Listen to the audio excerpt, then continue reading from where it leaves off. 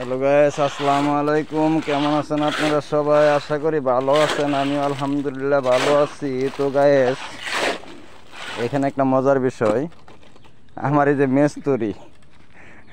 মেস্তরি, হ্যাঁ, ওরা আমার লগে খুব খেপা।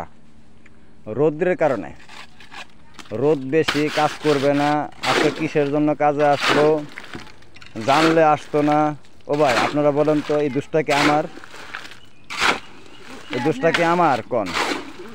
তারা কাজে আসার পরে তারা মানে বিভিন্ন ধরনের ফাফরলো আমার সাথে।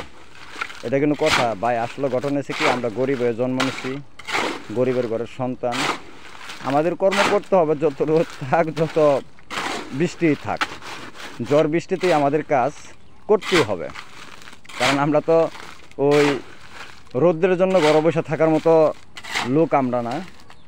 বসে থাকলে হয়তো বা আমাদের পেটে ভাত জুড়বে না, অন্ন জুড়বে না। তো আসলে আজকে সত্যি অনেক খুব গরম। তো মাঝে মাঝে অনেকেই বলে যে রোদ কেন, আবার বৃষ্টি হলে মানুষে বলে যে বৃষ্টি কেন।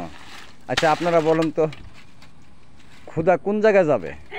একজন বৃষ্টি চাচ্ছে, আর একজন রোদ চাচ্ছে, কয়জনের কথা রক্ষা করবে ক্ষুধা?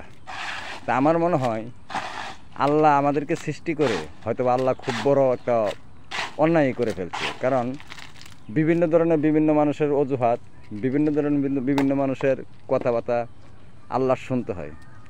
এরপরও দেখুন আল্লাহর কতটুকু ধৈর্য, এরপর অতটুকু করার পরও আল্লাহ আমাদের উপরে কখনো নারাজ হয় না।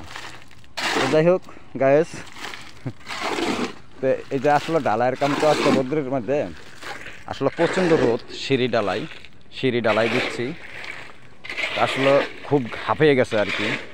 এক হলো ডালাই বানানো ফেডা, তো মূলত কথা হলো যে অল্প একটু কাজ, তো মিশিং দা ডালাই দেওয়ার মতো সিস্টেম নেই এখানে, হাতে বানানো ডালাই দেওয়া।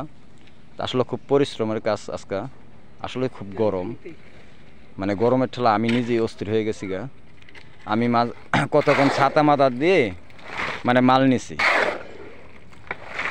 তো এই অবস্থা। তো যাই হোক গ্যাস, ভিডিওটা কেমন হলো অবশ্যই কমেন্ট করবেন, ভালো লাগলে শেয়ার করে দিবেন, সাবস্ক্রাইব করে দিবেন।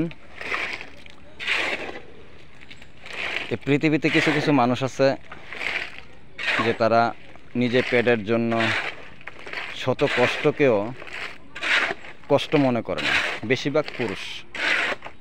কারণ আমরা অনেকে পুরুষ আছি, যত কষ্টই হোক পেটের দায়ে, পেটের জন্য, ফ্যামিলি বাঁচানোর জন্য, সংসার বাঁচানোর জন্য, ছেলে মেয়েকে বাঁচানোর জন্য আমরা আসলে দিনরাত অনেক পরিশ্রম করে যাই।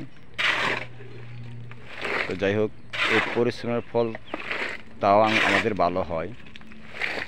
আমি এটাও দেখছি, যারা ঠ্যাঙ্গের পর ঠ্যাং তুলে খাচ্ছে, বসছে, আমাদের চেয়ে ওদের অবস্থাটা খুব খারাপ। সেই হিসাবে আমরা অনেক ভালো আছি। তো গাইস, যাই হোক, ভালো থাকবেন, সুস্থ থাকবেন। আসসালামু আলাইকুম।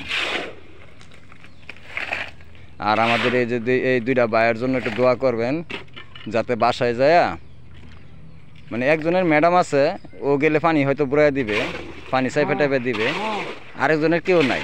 কিন্তু হের জন্যই আমি চিন্তা ভাবনা করতেছি যে হ্যাঁ কী করবে, হের তো আর কেউ নাই।